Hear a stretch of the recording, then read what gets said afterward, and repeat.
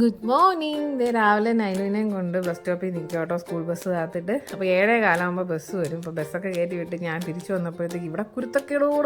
ഒന്നാമതേ ചട്ടിയിൽ മണ്ണില്ല എന്ന് അമ്മയുടെ പരാതി. കാരണം ചെടി നടാൻ പോലും മണ്ണില്ലാത്ത സമയത്ത് അവൾ ചെടിച്ചട്ടിയിൽ നിന്നുള്ള മണ്ണും കൂടെ എടുത്ത് കളയുമായിരുന്നു ഇവിടെ.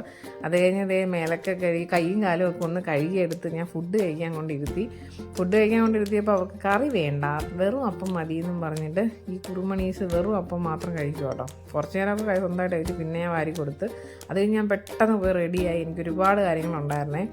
അപ്പോൾ ഇന്ന് ആദ്യം അമ്പലത്തിൽ പോയി, അത് കഴിഞ്ഞിട്ട് വണ്ടി എടുത്ത് ഷോറൂമിൽ പോകണമായിരുന്നു. കാരണം നമുക്ക് വണ്ടി എടുത്തതിൽ സബ്സിഡി ഉണ്ട് കേട്ടോ, അപ്പോൾ അത് റീഫണ്ട് ആവുമായിരുന്നു. അപ്പോൾ അത് മേടിക്കാൻ പോകണമായിരുന്നു. പിന്നെ ഡ്രൈ ക്ലീൻ ചെയ്യാൻ കൊടുത്തു, ബാങ്കിൽ പോയി, അങ്ങനെ ഒരുപാട് കാര്യങ്ങളൊക്കെ ചെയ്ത് വന്നപ്പോഴത്തേക്കും നട്ടുച്ച നേരമായി. പിന്നെ വിശന്ന് വന്നുകൊണ്ട് തന്നെ ആക്രാന്തത്തിൽ എന്തൊക്കെയോ അരി കഴിച്ചു കേട്ടോ.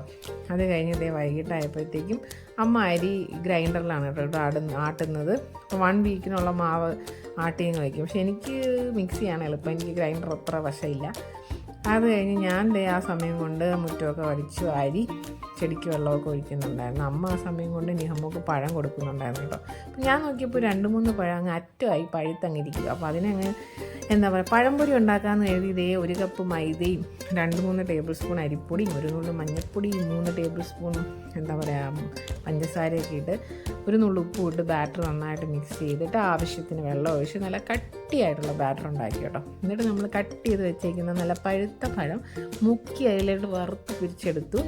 അപ്പോൾ പഴംപൊരിയുടെ കൂടെ കഴിക്കാൻ ചായ വേണ്ടേ, അപ്പോൾ ചായ കുടിക്കാത്തതുകൊണ്ട് ബ്ലാക്ക് ടീ ഉണ്ടാക്കി. നല്ല മിൻറ്റ് ടീ, നമ്മുടെ വീട്ടിലെ ഫ്രഷ് മിൻറ്റൊക്കെ ഇട്ട് നല്ല മിൻറ്റ് ടീ ഒക്കെ കുടിച്ചതിന് ശേഷം അപ്പോഴത്തേക്കും വിളക്ക് കൊളുത്താൻ സമയം.